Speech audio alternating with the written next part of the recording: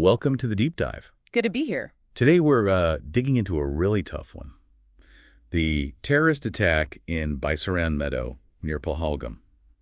This was April 22nd, 2025. Yeah, the source we have, the Pahalgam attack document, lays out the core facts. And our mission really is to unpack what happened, the immediate aftermath, and maybe touch on the wider implications. Absolutely. So the document details this horrific event. Baisaran Meadow, it's usually a tourist spot, right? Picnics, pony rides. Exactly. Peaceful activities. Turned into a nightmare. The report says gunfire erupted. We're looking at 26 people killed. 26. Mostly Indian tourists, the document states. Yes, predominantly. And at least 20 injured as well. And there were eyewitness accounts. There were, and they're quite chilling, suggesting attackers asked for names, affiliations. Implying they were targeting based on religious identity. That seems to be the implication, yeah. A deliberate, targeted attack. 4 militants identified initially at the scene. Okay, so who claimed responsibility? Did anyone? A group called Kashmir Resistance put out a claim. Never heard of them specifically, but these names sometimes. Right, they're often fronts. The belief is this is Lashkar-e-Taiba, the Pakistan-based group. Ah, Lati. Okay. That's a known entity. And suspects. Have individuals been identified? Yes, the authorities have named 5 individuals. It's a mix, 3 Pakistani nationals and 2 locals. And you mentioned connections.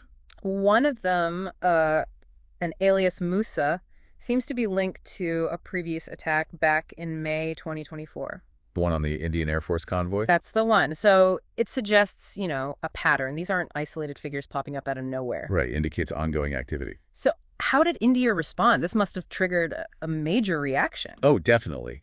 Swift and quite forceful. The document talks about extensive security operations. Like what, specifically? Nearly 2,000 detentions reported. That's a huge number. Wow. Anything else? There were also reports, quite controversial ones, about demolishing homes of suspected militants or their families. Right? That raises concerns about collective punishment, doesn't it? The impact on the wider community. Exactly. And politically, Prime Minister Modi condemned it strongly, of course, and gave the armed forces, quote, operational freedom. Which generally means an escalation in counterterrorism ops is likely. That's usually how it's interpreted, yes. A signal of a harder line. And the immediate impact beyond security.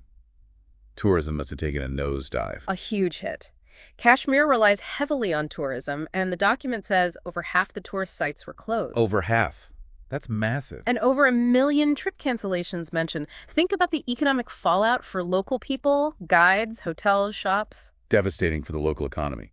And diplomatically. This must have ramped up tensions with Pakistan. For sure. India took some big steps. They suspended the Indus Waters Treaty. The water sharing treaty. That's been around for decades. Suspending it is significant. Very significant. And they downgraded diplomatic ties with Pakistan, too. And Pakistan's reaction. They closed their airspace to Indian aircraft. So, yes, a definite escalation on both sides. Tit-for-tat measures. It just shows how fragile things are.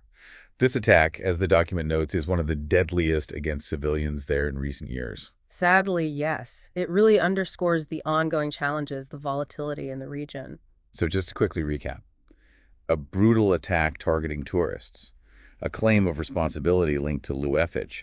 Specific suspects identified, including one with prior links. Followed by a major Indian security clampdown, controversial demolitions, and significant diplomatic fallout with Pakistan. Plus that crippling blow to the vital tourism industry. It really paints a picture of immediate crisis and longer-term instability. It does, and it leaves you thinking, this cycle of violence, attack, and response keeps happening. Yeah. What does it mean for the ordinary people just trying to live their lives in Kashmir? What are the real long-term prospects for any kind of lasting stability there? It's a heavy question. It really is. Something to definitely keep thinking about. That's all we have time for on this deep dive. Thanks for joining us.